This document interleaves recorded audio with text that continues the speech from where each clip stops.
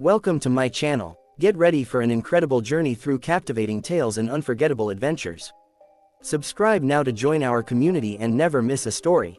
Our story begins on the second day of the new year, January 2nd, 2020. The boiler in the main character's small apartment stopped functioning. A man with dark hair and a blue t-shirt examined the steam-covered pipes with a frown. He suspected that he had rented a house with a boiler that was already on the brink of breaking down. As he slapped his slippers on the floor, an elderly man shouted from the adjacent apartment, berating young people for their lack of knowledge on saving heating expenses. The elderly man waved his broom and suggested that they simply put on socks and seal the windows. The residents watched from their apartments as the man scolded them for overloading the boiler. The main character felt annoyed, thinking that the old man had previously hinted at the boiler's vulnerability. He worried that if he informed the old man about the broken boiler, he would be blamed, asked to pay for repairs, and potentially face a rent increase due to his alleged negligence. He contemplated burying the boiler in the yard, but recognized that it would lead to future problems. As the wind blew through the shabby apartment, revealing cobwebs in the corner, the main character concluded that his life had always been difficult and filled with pain. Thus, enduring an icy shower seemed more fitting than a hot one. Shivering from the cold, he hugged himself and sneezed, acknowledging the chilliness of the room. He attributed this awareness to the old man's words, prompting him to promptly purchase window film to cover the windows. Standing on the balcony entrance, trembling from the cold, the main character pondered the butterfly effect, where a small action could have far-reaching consequences. Little did he know that a simple broken boiler would completely alter his life. In the evening of January 2nd, 2020, at 9 o'clock, a guy wearing a black hoodie approached a store employee and inquired about the location of window film. The employee, smiling, directed him towards a specific aisle near a large pillar with the letter F. As he wandered through the store shelves, he marveled at the wide assortment of available items. A child holding a wrench asked his father to buy it for him, but the man in the blue shirt questioned the necessity of the tool and told the child to put it back. Undeterred, the child insisted that the wrench had a comfortable handle. The main character, known as Lee Hwa-young, speculated that this name was bestowed upon him by a father he had never met. He contemplated the meaning of his name, with Hwa signifying peace and Young representing achievement. However, he couldn't help but observe that his life was the complete opposite of peaceful accomplishment. Abandoned by his parents as a child, the shelter he resided in merely provided him with basic necessities and shelter, offering no real opportunities for success. Recalling a distressing memory, he witnessed two larger boys dressed in white bullying a young and frightened boy. In an act of defiance, Lee Hwa-young punched one of the bullies in the face, expressing his determination to become stronger. He believed that money equated power and thus devoted himself to work, even during his high school years. Unfortunately, with limited academic success and a lack of income, he had no prospects beyond part-time jobs. Dressed in a courier's uniform, Lee Hwa-young handed a package to a customer, who handed him money in return. As he accepted the payment, a sense of dissatisfaction clouded his eyes. Through his experiences, Lee Hwa-young had learned that the value of his time was meager. He viewed the world as a cruel place, shaped by this understanding. Lee Hwa-young stood in front of a rack, eyeing a machete with a smile. He picked it up, admiring its stylish appearance. A girl approached Lee and asked why he was smiling while holding a machete. The guy with the cart admitted he didn't know and decided to keep his distance from Lee Hwa-young. Lee Hwa-young's smile was reflected in the blade of the machete, triggering memories. He realized that all his hard work wasn't worth even 10,000 won and that orphans like him couldn't join the military. Consequently, he became a mercenary, participating in numerous wars around the world as a member of the First Squad. The First Squad was an international mercenary group composed of orphans and social outcasts who had nothing to lose. They were provided with a bed, clothes, and money for the rest of their lives. Lee Hwa-young couldn't help but feel grateful. They teamed up to eliminate pirates at sea and behead terrorists on land. Sometimes, he even took part in international wars to earn his own reward. The salesgirl placed her hands on the machete and informed Lee Hwa-young that it was worth 240,000. She asked him what he intended to use it for and suggested that it was more suitable for collection purposes rather than logging or camping. She offered to show him more practical machetes. Lee Hwa-young replied that it was fine and that it suited him. He had been considering buying a new machete for a while now since his current one was very blunt. Just holding the machete in his hands made him feel its power. As Lee Hwa-young pointed towards the film behind the saleswoman, he requested 10 meters of it. The girl began to cut the film with a stationary knife, but the cut was rough and jagged. Annoyed by the blunt knife, Lee Hwa-young told her to step back. The saleswoman looked up in confusion. Lee Hwa-young raised the machete and swung it in front of him.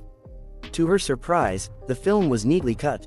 As he turned around, he heard a commotion and saw a crowd of people bustling around something.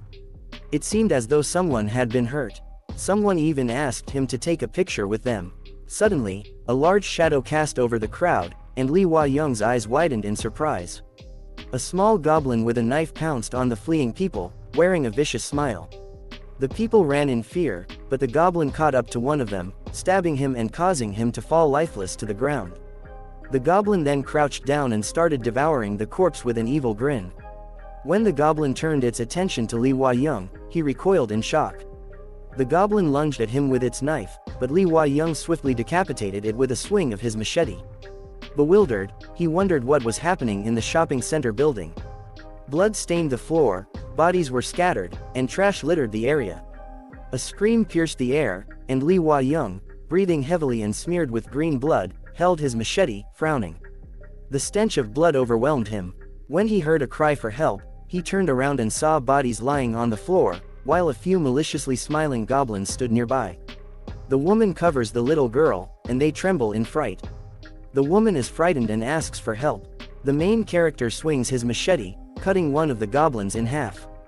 The woman asks what's going on and where the goblins are coming from. The little girl clings to her in fear. The main character looks at them blankly, then down at his machete in exasperation. He realizes that the blade is better for crushing than cutting and decides he needs a more suitable weapon. His eyes widen in surprise as he sees a huge crowd of goblins in front of him. Gritting his teeth, he thrusts his machete forward, realizing that the goblins won't retreat unless forced to. Meanwhile, other individuals in the area are fighting the goblins using improvised weapons. A man in a black t-shirt hits a goblin's head with an axe. Another man with blue hair and red glasses sits in a corner, holding his head and shaking, praying for help. A chainsaw blade appears in front of him, and he looks up to see Lee Hwa-young telling him it's not a dream and that panicking won't help. Lee Hwa-young urges him to get up if he wants to survive, emphasizing that prayers alone won't save him. The main character realizes that their priority should be increasing the number of goblins they can fend off. 4 individuals take up fighting stances. The man in the black t-shirt wields an axe, the man with blonde hair wields a nail gun, and the man with glasses and the main character wield chainsaws. The bespectacled man turns around and uses the chainsaw to cut open the head of a goblin approaching him. Lee Hwa-young praises him with a smile, and the man looks down, shocked and covered in green blood. The main character reflects that even those who are physically and emotionally weak can find the strength to survive through the instinct of self-preservation.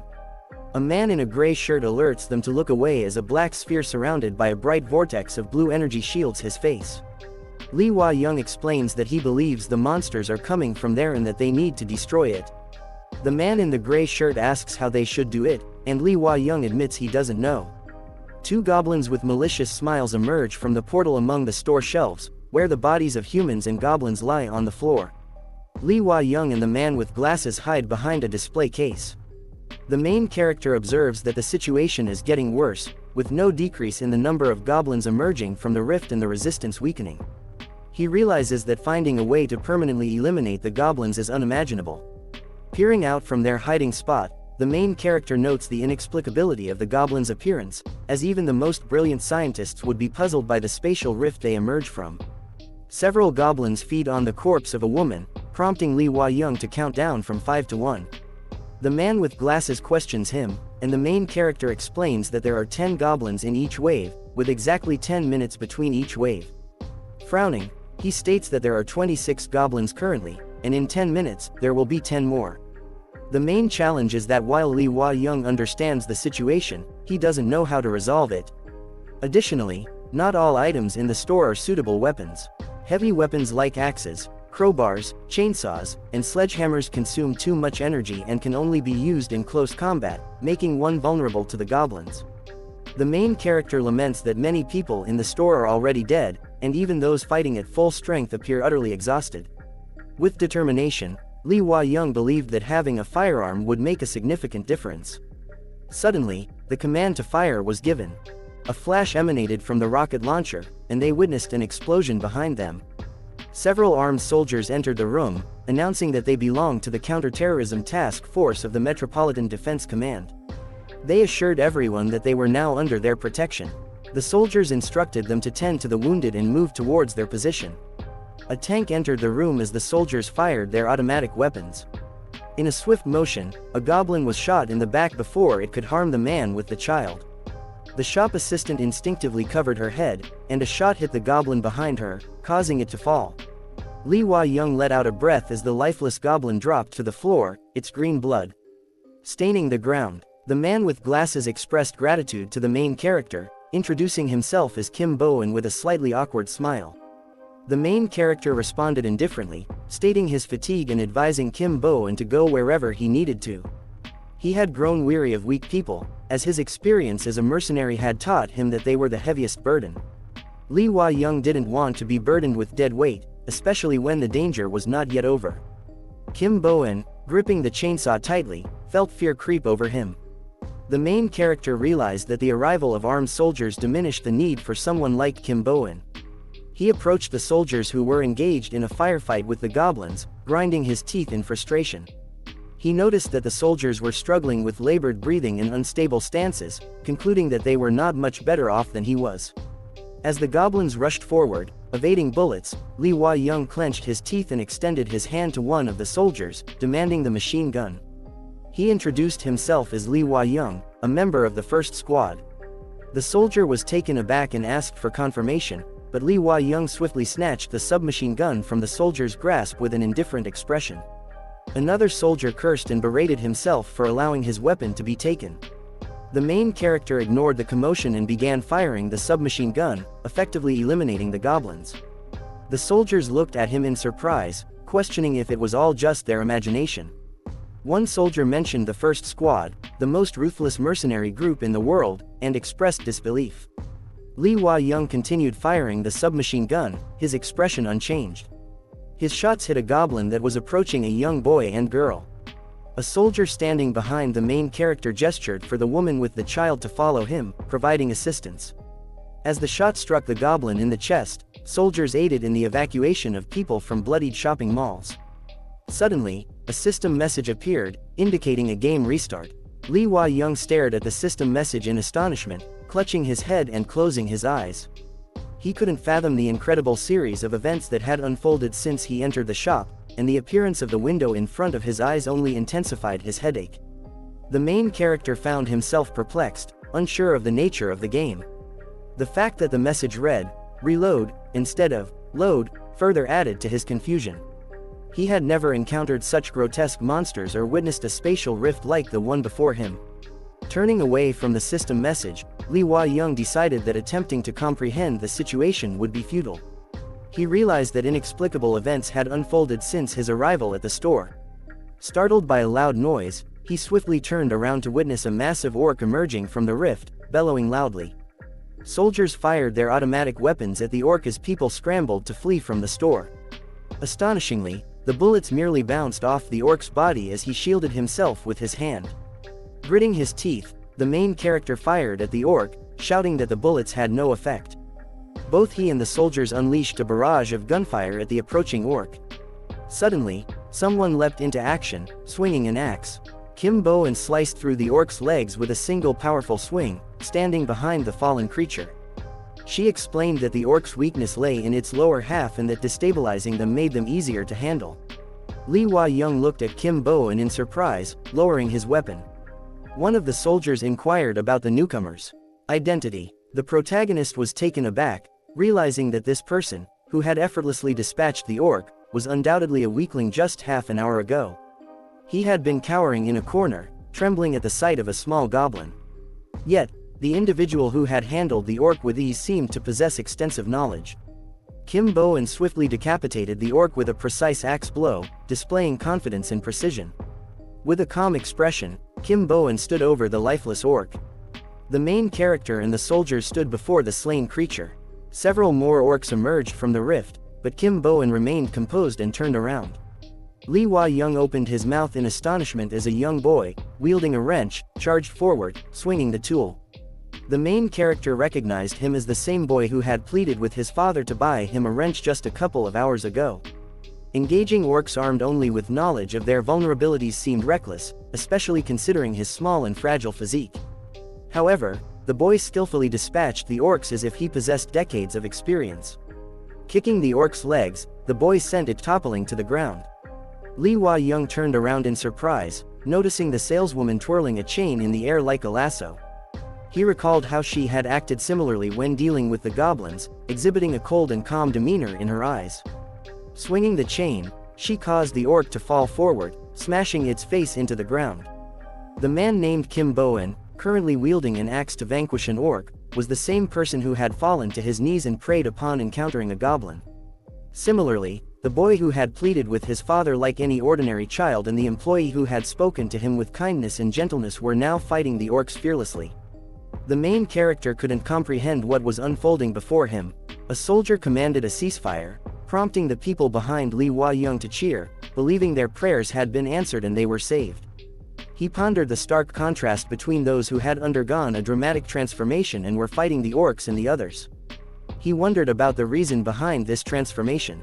A blue system message suddenly appeared in front of Lee Hua-young's face, stating that there was no training available but offering him the opportunity to ask 3 questions about the game. He realized the importance of choosing his questions wisely. The mercenary squad stood armed, with Lee Hua-young holding a machete in his hand. Their eyes emitted a blue glow. Lee Hua-young possessed a nickname bestowed upon him when he joined the world's most ruthless mercenary group and fought in numerous wars. Fearless and unafraid, he earned this moniker from his squadmates due to his ability to remain calm and rational in any situation. These traits allowed him to survive chaotic battles amidst shells and debris. The blue system message stated that the right to ask questions was granted to all individuals chosen to become players. Lee Hua-young once again realized that attempting to comprehend the situation would be futile.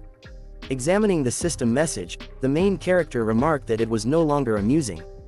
He firmly believed that the words before his eyes, along with everything else that had occurred, were real. Dead orcs and goblins lay scattered on the ground, dismembered. Lee Hua-young asked what was happening, making it his first question. A voice emanated from the system message, explaining that it was the end of the world and that a system had been created to test humanity. It combined features from video games that people enjoyed. The main character firmly demanded the nonsense to cease. The system message instructed him to choose his questions wisely and added that he didn't have to ask them immediately. Frowning, Lee Hua-young found the mechanical voice irritating, sounding like that of a woman. He realized that brute force, which had served him well against monsters, wouldn't be effective here since he lacked a physical body and could only communicate through text and voice. Another voice from the system message informed the main character that the status window was now accessible. System message announced the unlocking of the status window. The voice from the system message informed him that people worldwide had been chosen as players, and he was currently in Korea. The voice requested him to bring up the status window. Raising an eyebrow, Lee Hua-young was about to express his indifference toward the status window when it suddenly appeared before him. It displayed his level as 1, with attributes including endurance, agility, strength, concentration, mana, bonus points, achievements, and skills all at their base levels. Nervously chuckling, Lee Hua-young found the situation increasingly intriguing. The previously perceived delusional notion of video games existing in the real world turned out to be true. The voice from the system message affirmed that this was proof of his player status and explained the presence of gates scattered worldwide, which were connected to dungeons. However, the main character interrupted, seeking confirmation that he needed to train to combat monsters and prevent the extinction of humanity. As soon as the system mentioned video games, the situation became somewhat clearer to him. Instead of listening to the voice elaborating further, he desired to ask a more crucial question. A voice from the system message informed him of his rapid learning progress. Lee Hua-young inquired why the boy, the employee, and the bespectacled guy had undergone such drastic changes. The voice responded that it had no answer and suggested that they were simply natural players. The main character intended to say something, but the system message turned red, emitting an incomprehensible sound and displaying an error message. Lee Hua-young looked at the red system message in surprise and asked what was happening. The red system message stated that he was the only non-regressed player tasked with maintaining balance in the game. This unique player would receive a special skill and was prompted to search for it. The main character was astonished and questioned why everyone else had regressed while he hadn't. He was familiar with the concept of regression, as he had shouted it countless times in the midst of brutal battles, expressing his desire to undo everything.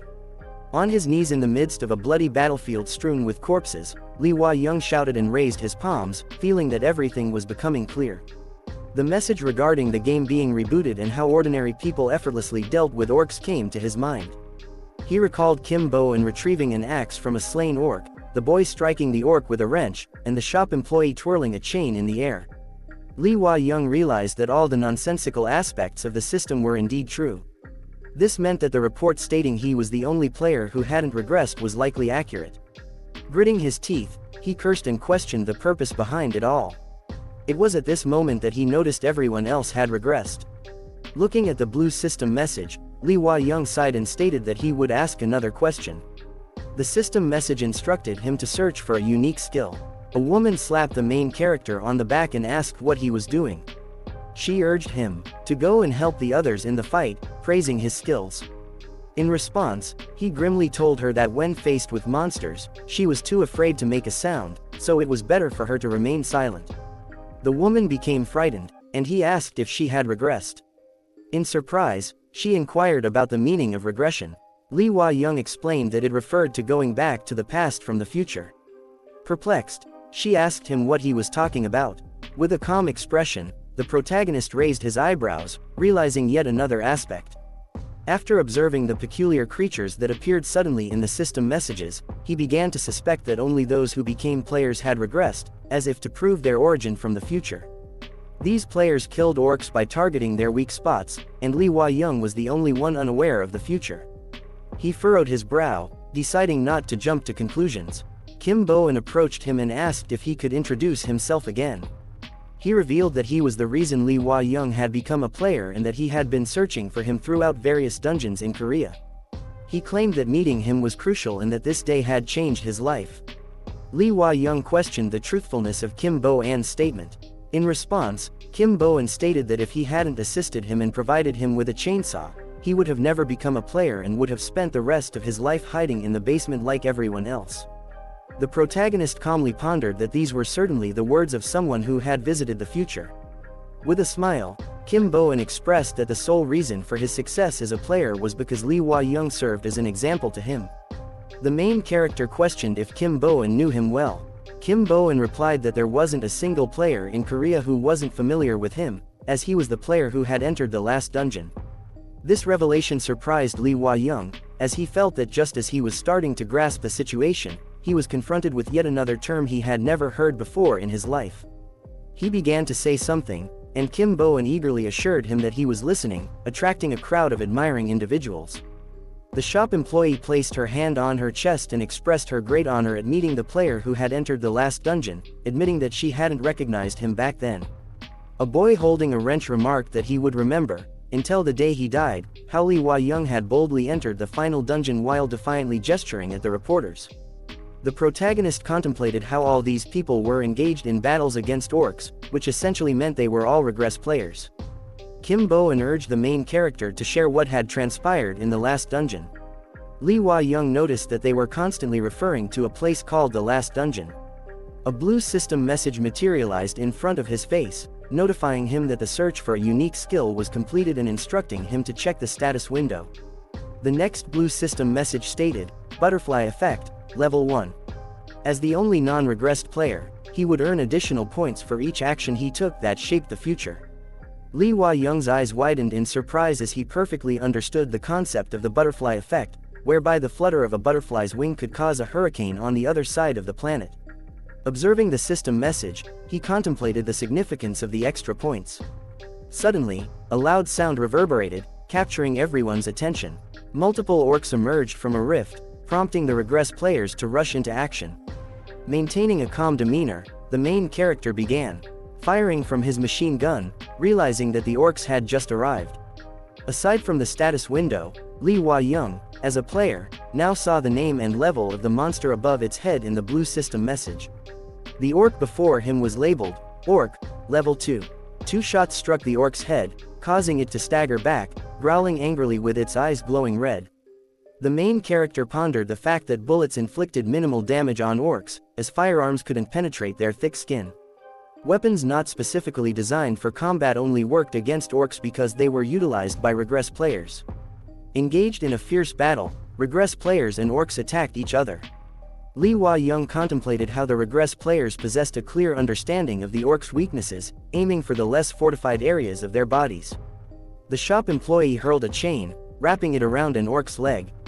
Lee Hwa-young refrained from shooting at the orcs since the size of the cartridges was much smaller than the size of the hulking creatures. Kim Bo-eun struck the orc's leg with an axe, understanding that even if the bullet managed to hit the orc's ligaments, the damage would be insufficient to disarm it. Lee Hwa-young handed the machine gun to the soldier and picked up the chainsaw from the ground, marveling at the incredible power of regression. Peering ahead, he spotted an axe and swiftly raised it. Suddenly, a blue system message materialized, proclaiming the activation of his unique skill, Butterfly Effect, and informing him that he had altered the future, earning an additional point. Surprised, the main character inquired if he had truly changed the future. Setting the axe down on the ground, he exchanged it for a drill.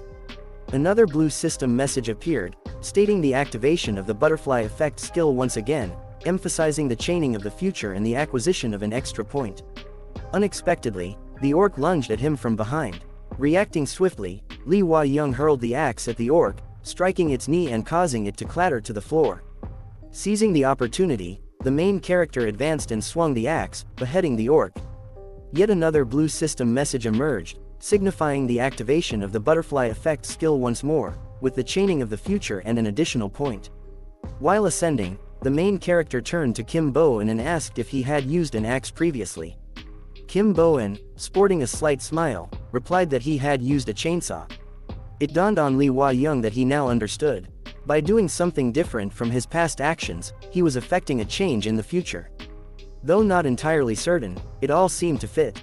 What he was presently doing must be the opposite of what he had done in his previous life. Kim Bo-eun disclosed that he had single-handedly slain 3 orcs in the past. Curious, the main character inquired how. Kim Bo-eun pointed to the side, where buckets of solvent resided on the shelves.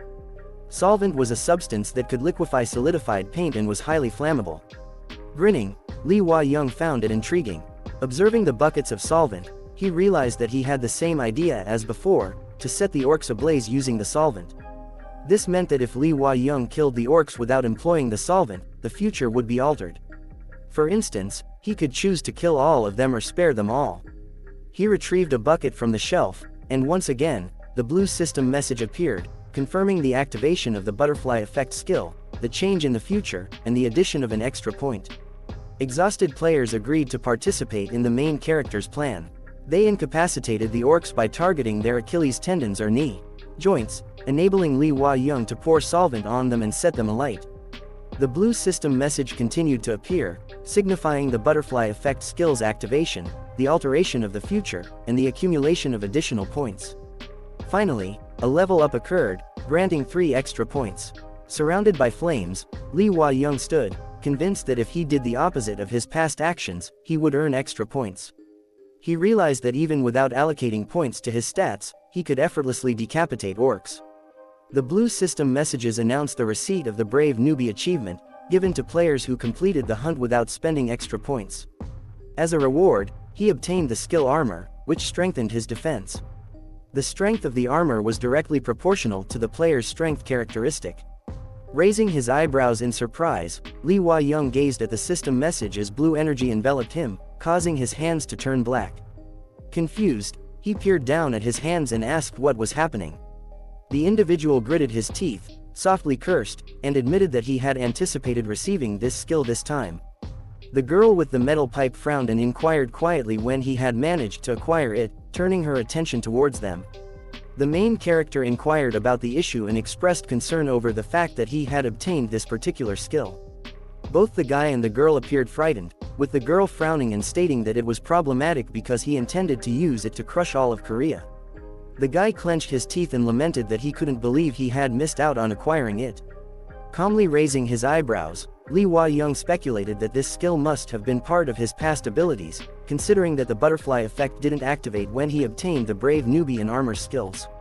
As the rift began to emit a purple glow, Kim Bo-in, who stood behind the main character, stared at him with a cold gaze. They were facing a challenge. The blue system message indicated the presence of an orc and goblin dungeon, with a maximum of 11 goblins and 8 orcs. The maximum number of players allowed was 4, and the dungeon difficulty was set to D. Lee Hua-young believed that the objective of the game was to destroy the human race. The dungeons contained a fixed number of monsters, which would emerge from their gates at specific intervals and wreak havoc. He recalled Kim Bo-in mentioning that each wave consisted of 10 goblins, with exactly 10 minutes between each wave. Lee Hua-young speculated that the gate connected these monster-filled dungeons to the surface, and the only way to stop them was to eliminate all the monsters as quickly as possible. He noted that the dungeon information provided details about the number of monsters and the maximum number of players allowed. The dungeon's difficulty level was also important, as it indicated the rarity of skills and items that could be obtained inside. Despite the difficulty of the dungeon, Lee Hua-young saw a reason to venture into it. He wanted to test his newly acquired stats and the capabilities of his armor skill. Since he lacked information about the world compared to the others, he believed that he needed a more tangible power, specifically physical strength. The blue system message explained that the armor skill, at its first level, enhanced the player's defense, with the strength of the armor being directly proportional to the player's strength characteristic. Lee Hua-young made the decision to invest all his points into strength, as indicated by the system message displaying Force 16. While he had experience defeating countless goblins and understanding their weaknesses, he was unaware of other potential dangers. Therefore, he intended to put his abilities to the test in a relatively safe environment. Lee Hua-young entered the portal, with Kim Bo-in thinking that he might have gained something in his previous life from this experience. The main character, along with the guy wielding a chainsaw and the girl with a metal pipe, emerged from the portal and began surveying their surroundings. A goblin appeared, grinning maliciously from around the corner. The group turned their attention to the goblin, and it charged at them. The goblin bit the main character's arm, leaving him surprised. However, Lee Hua-young remained composed and grabbed the goblin's head with his blackened hand, crushing it. The blue system message announced the activation of the armor skill, the alteration of the future, and the addition of an extra point. Lee Hua-young's status window displayed that he had reached the second level, with Endurance 1, Agility 1, Power 16, Concentration 1, and Mana 1. He had 1 bonus point and no achievements yet. His skills included the first level of the butterfly effect and armor. Lee Hua-young couldn't believe how quickly his strength had reached 16 within just 5 hours of starting the game. The main character casually opened his hand, causing the lifeless body of the goblin to fall to the ground. The girl expressed her disbelief, her voice filled with fear. The boy, surprised and frustrated, gritted his teeth and exclaimed that Lee Hua-young had crushed the goblin's skull with ease. Kim Bo-in approached Lee Hua-young and asked how he managed to possess the exclusive armor skill, which made him the strongest player in Korea in his previous life. Our main character responded in a conceited manner, saying, "So what?" Upon hearing this, Kim Bo-in declared his intention to acquire the skill. With a sudden motion, Kim Bo-in swiftly took the chainsaw from another individual and dashed toward Lee Hua-young, leaving him astonished. Using his armor skill, Lee Hua-young blocked the attack effortlessly with his hand, causing sparks to fly from the chainsaw blade. Chuckling in a sinister manner, he realized that even if he hadn't regressed, his newfound power shouldn't be possible. It was now his turn to take action. Raising his blackened hand, he grabbed the chainsaw blade and squeezed it, causing the chainsaw to bend. Lee Hua-young then threw the chainsaw to the floor, while the main character grabbed Kim Bo-in by the neck. A blue system message appeared above Kim Bo-in's head, indicating that he had reached level 3. Lee Hua-young continued to exert pressure on his throat, while the main character observed him with a cold gaze, reflecting on how greed leads to destruction. He thought about the scars he carried as reminders of the consequences of allowing his enemies to live during wartime. Lee Hua-young suspected that the others believed they could take advantage of the situation by accompanying him, hoping to acquire the skills he possessed from his previous life. Holding Kim Bo-in's neck above the ground, Lee Hua-young inquired if they also wanted to give it a try, and he bluntly told them to leave. Both the man and the girl became frightened. Continuing to punish Kim Bo-in, Lee Hua-young tightened his grip around his neck. Suddenly, a loud crack resonated, causing our protagonist to release his hold on Kim Bo-in, who fell to the ground, emitting smoke from his body, indicating his demise. Our protagonist reflects that on the battlefield, instead of receiving gratitude for sparing his enemies, he was met with more bullets. That's how it always was, which is why he finished off Kim Bo-in. Consequently, he is well aware that he should never let emotions interfere when dealing with an enemy who has threatened his life, even once. Lee Hwa-young declared that the law is now meaningless since the game has begun and asked the onlookers if they agreed.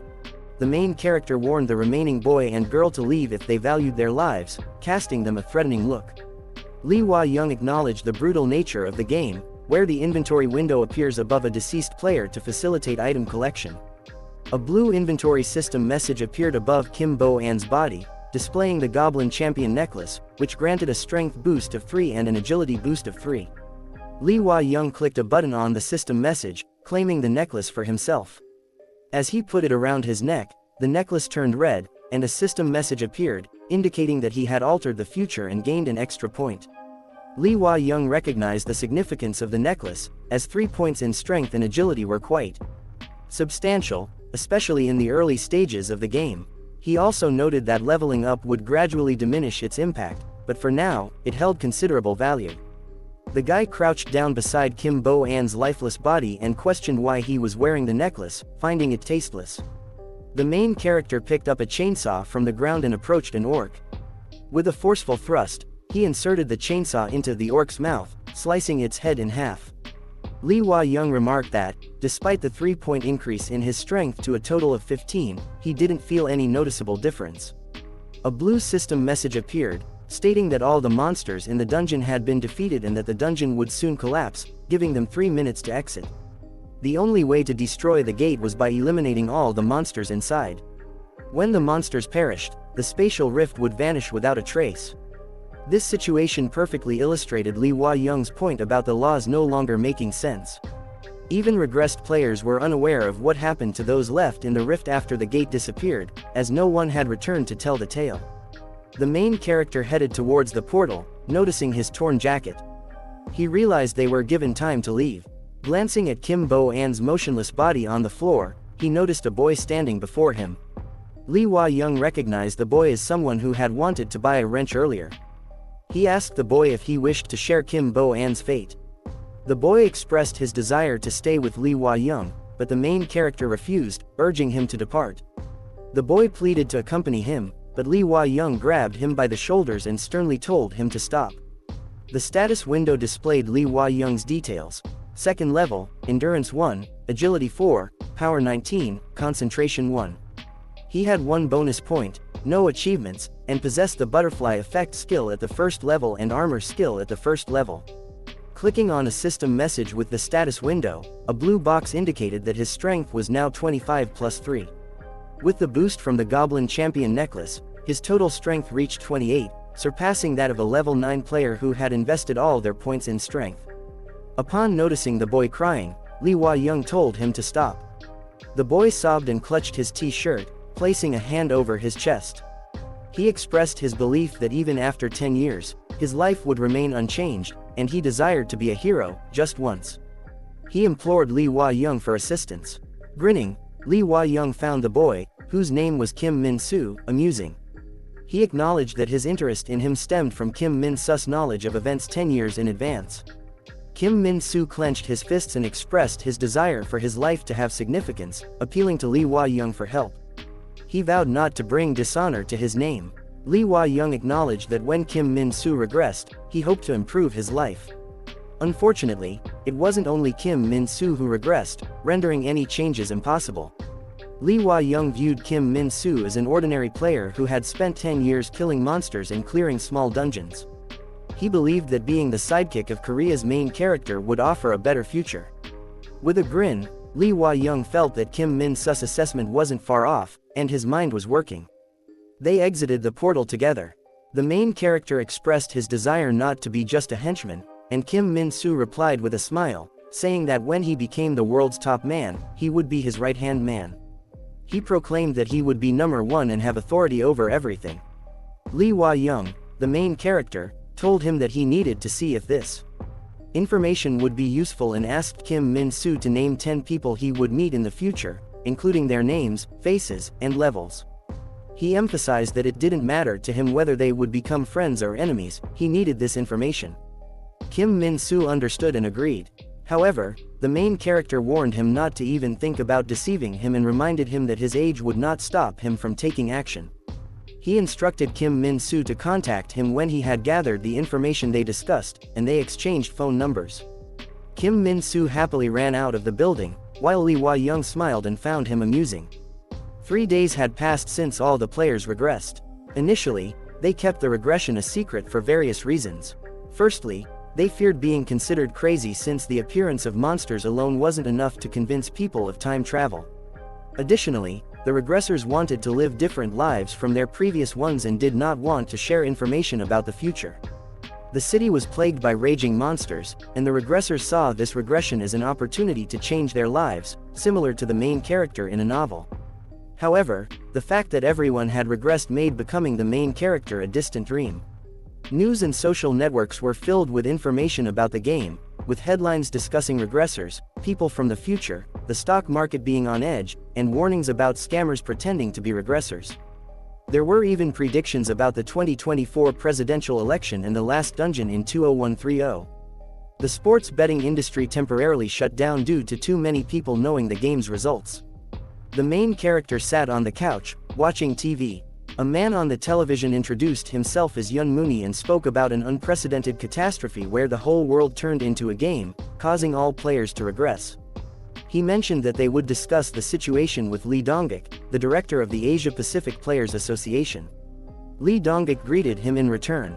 The host mentioned that many players were in turmoil, particularly those who hadn't awakened as players, and asked Lee Dong-gik to explain the phenomenon. Lee Dong-gik responded that for ordinary people who hadn't become players, the situation had actually improved with the regression. He explained that because the players, who were protecting them from the monsters, had regressed, they would be able to gain strength much faster. He reassured the viewers that their lives would not change significantly with the protection of players, and he believed there was nothing to worry about, except for the potential issue of players demanding money for future information. The host summarized that the player's ability to become stronger was a positive development for humanity. He then asked about the reasons behind the regression and what happened in the last dungeon. Lee Hwa-young noticed the mention of the last dungeon, and Lee Dong-gik acknowledged that it was a justified question, as many people wondered if the regression was related to the events in the last dungeon. He explained that the regression occurred 3 hours after 21 chosen players from around the world entered the dungeon. The main character revealed that it turns out that after 10 years, the last dungeon appears, and 3 hours after 21 people enter it, all players regress. The host speculated that the last dungeon might be the end of the game and asked what had happened there. They mentioned that Lee Dong-gik, the director of the Asia-Pacific Players Association, would continue the discussion after the commercial break. Lee Hwa-young grinned and cursed, expressing curiosity about the strongest player he overheard in their conversation. He finally understood why players in the construction shop referred to him with the childish word, hero. As he looked out the window, a blue system message appeared, stating that he had earned 1 extra point for changing the future. Lee Hwa-young realized that almost everything he did in this world earned him additional points, and it seemed like he hadn't returned home in his previous life. He received points for simple actions like drinking water and sitting on the couch. Overwhelmed, he thought about how he could become the strongest player in Korea and enter the last dungeon without an unbalanced skill. He realized that his interest went beyond curiosity, it was driven by anticipation, reminiscent of his childhood when he learned that the weak always surrendered to the strong. He understood that he needed to become the strongest. Memories of being grabbed by 2 guys in an alley flashed through his mind. The main character had chosen money as the source of power and had sold his life in countless wars to increase his value. Even in a world where the concept of a better person didn't exist, he aspired to be one. And now, there was a title that embodied that aspiration. The TV reporter counted down happily from 5 to 1 and pointed at 3 statues, proclaiming them as statues of players, Lee Hwa-young, Park Musin, and Choi Chan. The reporter explained that they had entered the last dungeon as representatives of Korea, and the crowd cheered loudly. Lee Hwa-young was stunned to see his own statue on the TV screen. As he gripped the TV screen with his hands, he contemplated the significance of those statues and the actions they had undertaken just 3 days after all the players had regressed. It became apparent that in his previous life, he had truly been an incredible player among the mercenaries. It was the most expensive, but he realized that being a consumable held no value. However, now he observed that a cult-like following was forming around him. The reporter suggested that they should ask the 3 Korean players, Lee Hwa-young, Park Musin, and Choi Chan, about what had happened inside the last dungeon since they were present there. Lee Hwa-young expressed his own curiosity. The voice on the TV mentioned that all 3 players were currently in hiding. The reporter inquired about the disappearance of individuals who should be revered as heroes, emphasizing that they had vanished without a trace. The voice confirmed this and explained that these were the people who had entered the last dungeon, signifying the end of the game.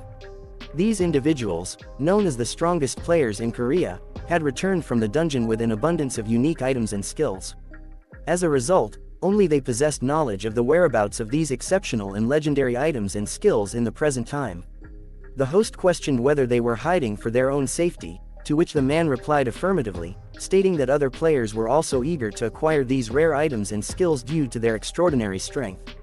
The host mentioned hearing about a new decree from the World Players Association, and the man confirmed this, explaining that players who had entered the last dungeon in their previous life would be pardoned for all their past crimes. The host expressed concern and questioned the necessity of this decree, to which the man responded that players from different countries still had to abide by the laws of their respective nations. The decree was established by the World Players Association, but an additional provision was added to the law, which he intended to discuss. Upon hearing this, the main character turned off the TV, stating that he understood. He gleaned 2 intriguing pieces of information. First, there were numerous individuals hunting him, and second, it was legally permissible for him to defeat them until they were incapacitated. He donned a sweatshirt and a black face mask, and a blue system message appeared, indicating that he had changed the future and earned an extra point. Wearing the mask and hood, Lee Hwa-young sprinted through the city streets, contemplating how he had no apparent reason to visit Gwang'an Square in his previous life. The mere act of going there would alter the future. As if confirming his thoughts, system notifications appeared with each step he took. 2 blue system messages appeared before him, one displaying a status window and the other indicating a special skill called Butterfly Effect, at the first level. The system messages announced that additional points had been applied to his dexterity attribute, bringing it to 55. Lee Hwa-young pushed off the ground, exhaled, and realized that the conventional rules regarding the allocation of extra points, such as favoring strength for early gameplay or spending mana quickly, held no significance for him. He was accumulating points at a completely different pace from other players.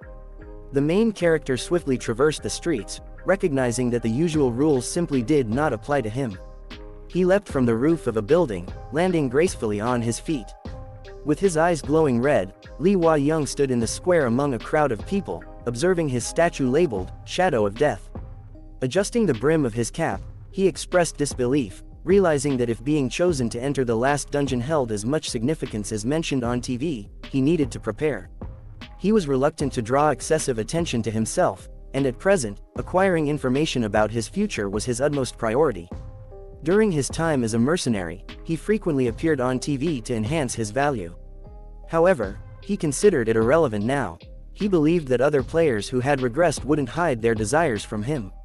They wanted information from him, presuming that he possessed it. However, that was not the case. They were unaware of his new power, which he did not possess in his previous life. Kim Boen was one of these players. Regardless, Lee Hwa-young had become the target of greed-driven players, which displeased him. The armed players in the square likely aimed to attract attention. They could display their weapons as heroes who will save the world from monsters, thereby gaining fame. Lee Hwa-young contemplated that if he revealed his face, this place would turn into a slaughterhouse. However, he needed other players. He had seen 3 statues being worshipped on TV, and he believed that to those people, he resembled a deity. They wouldn't treat him that way if they didn't know anything about him, regardless of the exaggerated stories. But unlike the broadcast, he didn't see them there. The statue of a man with a cloak draped over his shoulders read, "We are here to save humanity. Thank you for all your support, Choi Chul-sung, the king of poisons." On the statue of a man leaning his hands on his sword, it said, "We'll go in there and end this game once and for all, Park Musong, the Emperor of the Sword. Lee Hwa-young's statue had 2 horizontal lines and 1 vertical line, representing the middle finger, and the inscription reads, Shadow of Death. Folding his arms across his chest, Lee Hwa-young shook his head at the mention of the Shadow of Death. He witnessed the guy with the mace blast off his statue's head. A blue system message appeared, stating, You changed the future, +1 extra point. The guy wearing a white jacket grinned maliciously, landing in front of the protagonist as the statue's head fell to the ground. He stowed away the weapon in the system message. Lee Hwa-young calmly observed him, and the guy grinned back. They faced each other in a cloud of dust. Then, the guy turned around and started running away from him.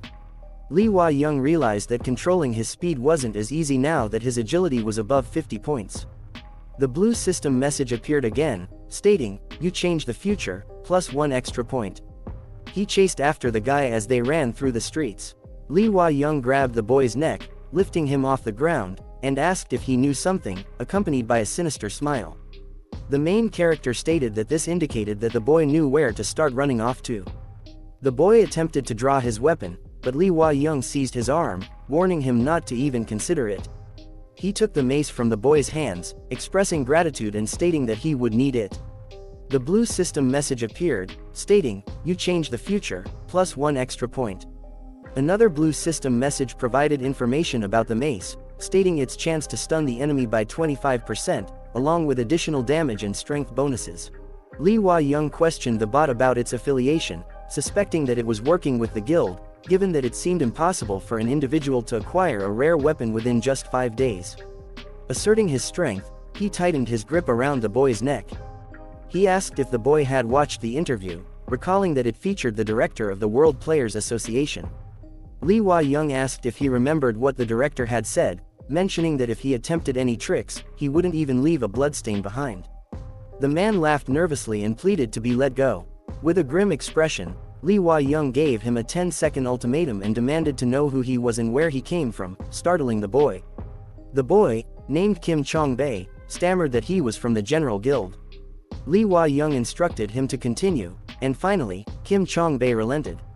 The protagonist asked about Lee Hwa-young's project, believing it to be the General Guild's operation to acquire all the skills and items he had collected in his previous life.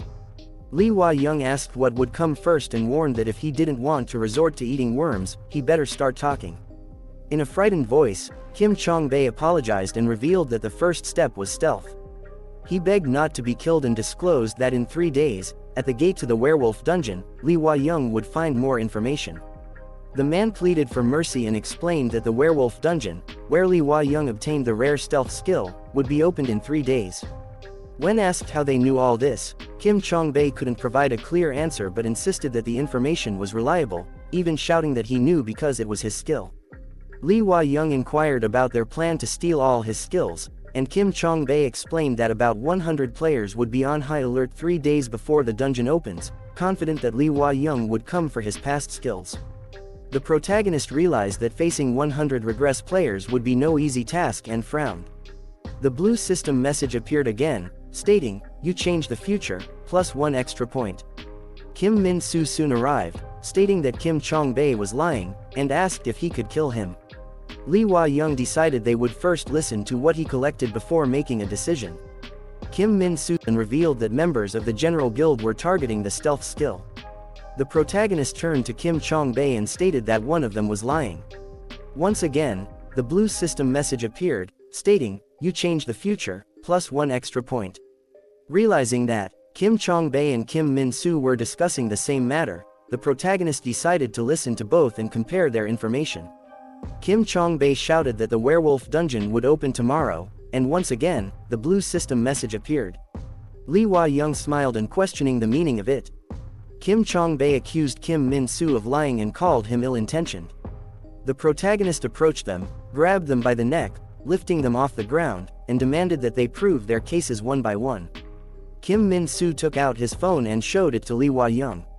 The phone screen displayed a message asking if Lee Hwa-young would show up at the werewolf dungeon on January 7th, and the protagonist noted that the 7th of January was the following day.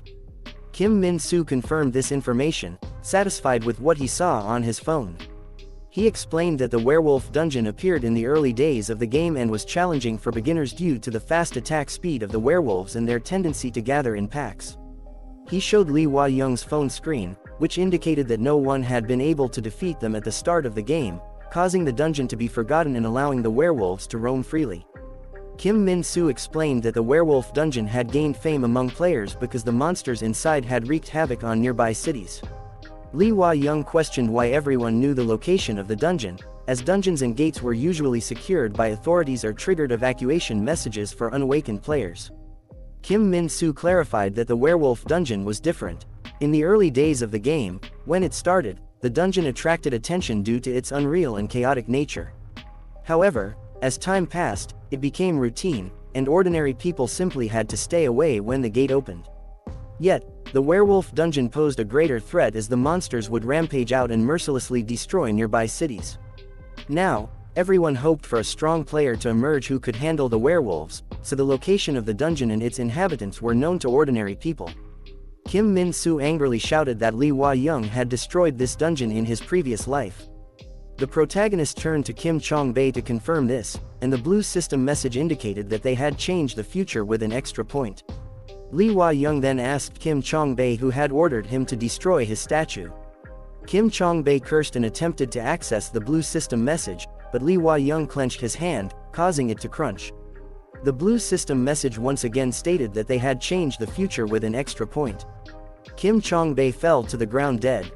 Lee Hwa-young with surprise, noting that the system message meant Lee Hwa-young hadn't killed Kim Chong-bae in his previous life. Lee Hwa-young informed them that the werewolf dungeon would open on January 7th, which was the following day. He explained that when the dungeon initially opened, no player had the strength to destroy it. However, now that everyone had regressed, the situation was different. Lee Hwa-young speculated that there might be a substance capable of killing werewolves, similar to how rat poison kills rats. He expressed the need to gather more information about the dungeon. Kim Min-soo questioned why Lee Hwa-young needed information about places he had been to before, suggesting that Lee Hwa-young should already know the most about them. The protagonist raised an eyebrow and explained that hadn't regressed, causing Kim Min-soo to fall silent. After contemplating the situation, Kim Min-soo mentioned that the most crucial aspect was that the werewolf dungeon was a level 5 dungeon.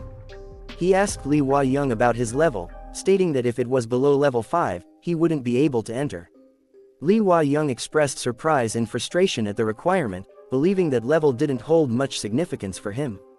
The status window then displayed Lee Hwa-young's level 2 status, including his attributes, skills, and achievements. Lee Hwa-young calculated that he had used a total of 80 points, including the ones in reserve, which amounted to a total of 242 points. Since each level awarded 3 points, dividing 242 by 3 resulted in approximately 80 levels. The main character felt that his stats were now on par with those of a level 80 player. Kim Min-soo shrugged and commented that even at his current level, it would be challenging for him to defeat werewolves. He also mentioned that other players wouldn't simply stand idly by. With a concerned expression, Lee Hwa-young pointed out that the problem lay in his level. Despite his impressive stats, he believed that he couldn't enter the dungeon because his actual level was lower than that of the werewolves. He asked Kim Min-soo to show him where he could level up. Kim Min-soo raised his hand and replied that currently, only the orc and goblin gates were open, and new gates would gradually open, similar to the werewolf gate opening tomorrow. He added that only 4 days had passed since the start of the game. The main character inquired about goblins and orcs. Kim Min-soo explained that monsters like goblins and orcs usually didn't interest him. Raising his eyebrows, Lee Hwa-young commented that he found them cute. The blue system message indicated that additional points had been applied to the strength attribute, resulting in a strength of 190. The main character clenched a black hand enveloped in a blue aura. The blue system message explained that the armor, at its first level, enhanced and strengthened the player's body, with the strength of the armor being proportional to the player's strength attribute. Wrapped in a blue aura, Lee Hwa-young asked Kim Min-soo if anyone in his previous life had managed to break through his armor. Kim Min-soo spread his hands and admitted that he didn't know because they didn't always go together. However, he confirmed that the title on his statue, Shadow of Death, was given because of the armor. Lee Hwa-young remarked that it was somewhat childish. Across from them, a few goblins were smiling maliciously. By increasing his strength stat, Lee Hua-young not only enhanced his physical strength but also the strength of his armor. He leapt forward, breaking the floor beneath him. Kim Min-soo covered his face with his hands. The blue system message displayed a dexterity of 55. The main character jumped onto the goblins, swinging his black hand and crushing one goblin's head to the ground. The blue system message indicated that they had changed the future, earning an extra point. Confident in his strength and agility, the main character calmly punched another goblin in the face. The blue system message once again stated that they had changed the future, receiving an additional point. Leaning his foot on a dead goblin, Lee Hua-young mentioned that he had recently come across something on the internet and asked about skill stones. He wondered if swallowing one would grant him a skill. Kim Min-soo pondered and admitted that he didn't know what even non-players were aware of. He questioned whether he truly hadn't regressed like the others and speculated that he was too strong to be a non-regressor. Angrily, Lee Hua-young demanded that he simply answer the question. Kim Min-soo became fearful and explained that a skill stone was, literally, a stone containing a skill. They were typically found near the monster's heart and about half the size of a human fist. The color of the stone's glow indicated the class of the skill inside, with white for normal, purple for rare, yellow for unique, and red for legendary. Kim Min-soo added that there was a rumor about a rare skill, stealth, being present in the werewolf dungeon, and its gem would glow purple. Lee Hua-young raised an eyebrow and inquired about the meaning of skill classes. Kim Min-soo explained that skill classes indicate the number of copies of each skill in existence. Lower class skills, such as rare and below, have more copies available. For example, there are multiple stealth stones in the world, so even if one is obtained in the werewolf dungeon, someone else in the world will also possess one. The blue system message confirmed the presence of a stealth skill gem. The main character asked if this meant that legendary and unique class stones were one of a kind. Kim Min-soo held up his index finger and smiled, confirming that it was indeed the case. He further explained that skills also have levels, with higher levels indicating greater strength and additional effects.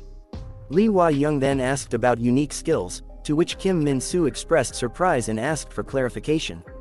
The main character glanced at the blue system message, which mentioned the butterfly effect skill at its first level, granting extra points for actions that change the future. Indifferently, Lee Hua-young stated that it didn't matter. They continued walking down the street, hiding around a corner. Above the main character's head, it was noted that Lee Hua-young was at level 5. Kim Min-soo inquired about their plan, pointing towards a square. Lee Hua-young responded that he would handle everything himself and instructed Kim Min-soo to go there and find out what was happening, urging him to report anything interesting. Kim Min-soo nodded eagerly, displaying loyalty. The main character observed that the gate of the werewolf dungeon would soon appear, and upon seeing around 100 players from the general guild waiting for Lee Hua-young, he confirmed that Kim Chong-bae hadn't lied about everything. The first step of Lee Hua-young's plan was to enter the gate as soon as it appeared. The dungeon allowed only a limited number of players to enter, with the exact number varying. According to Kim Min-soo, only 5 people could enter the werewolf dungeon. Lee Hua-young believed it was crucial to enter before the 5-player limit was reached. If that failed, he anticipated that those players would defeat the werewolves and acquire the stone. Checking his wristwatch, Lee Hua-young noted that there were 7 minutes remaining. A voice in the crowd mentioned that this was where Lee Hua-young obtained the rare stealth skill in his previous life. A blonde-haired individual raised his fist and declared that the gate would open in 5 minutes, stating that it would be the day when the general guild would take the lead. He emphasized that they would use Lee Hua-young's skill to leave an even greater mark on history than he did. The crowd cheered, and the man urged them to stay alert as they didn't know when Lee Hua-young would arrive. With a grin, the main character thought that he was already present, reading the information displayed on the system message in front of him stating that the gate would appear in 30 seconds, leading to the werewolf dungeon at level 5, with a maximum of 25 werewolves and 5 players allowed. As the countdown reached 1, a massive red gate materialized. The man encouraged everyone to move forward and make history, waving to his friend with the assurance that he would return soon. Another individual in a black shirt dismissed the werewolves as insignificant to them, referring to themselves as regressors. A yellow-haired person warned him not to die in the dungeon. They turned around and noticed Lee Hua-young running towards the gate, prompting them to arm themselves and attack him. Someone in the crowd shouted that Lee Hua-young was present and instructed him to contact headquarters. The main character couldn't believe that only 5 days had passed since all the players regressed, and it seemed illogical for someone with agility above 50 to appear. However, Lee Hwa-young paid no attention to logic and swiftly outran the armed men. One person in the crowd questioned how he could be so fast, while another claimed that such dexterity couldn't possibly exist. A voice urged everyone to chase after him instead of standing still. The main character entered the portal, with a guy in pursuit, but a red system message appeared, stating that the player limit had been reached and logging in was not possible. Kim Min-soo expressed surprise as Lee Hwa-young's swiftness left him excluded from their world. Thank you so much for watching. If you enjoyed this video, don't forget to give it a thumbs up and hit the subscribe button for more content. Feel free to leave a comment down below sharing your thoughts or suggestions. If you want to stay updated on all our latest uploads, click the notification bell icon. And hey, why not check out some of our other videos popping up on the screen right now? If you'd like to support the channel, you can do so by liking, sharing, and subscribing. It really means a lot. Peace.